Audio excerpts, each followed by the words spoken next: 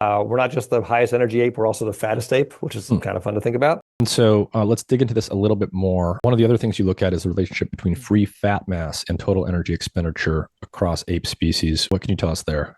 Yeah, so fat-free mass is kind of just what it sounds like. It's the how much body mass you have minus your fat. And the reason we do that, we look at that measure, is that, like we said before, different organs, different tissues are, they don't all burn the same number of calories per day.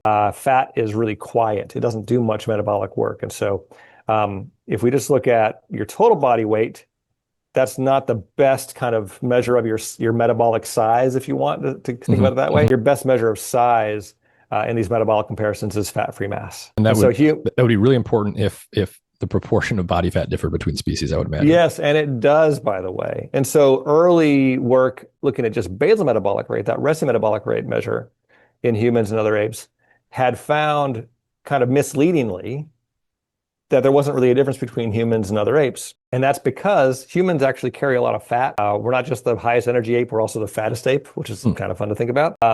And so, a 50 kilogram human, 110 pounds, had the same basal metabolic rate as a 50 kilogram chimpanzee, more or less. Not true, because humans carry a lot more fat. So humans, a healthy human male adult might carry between 15 and 25% body fat, let's say. For an ape, even in a zoo, a pretty sedentary ape, they carry 10% or less body fat. They're actually really lean. You go to a zoo and see them sitting there, they have these big pot bellies, but that's because their digestive systems are so big. They're not actually fat.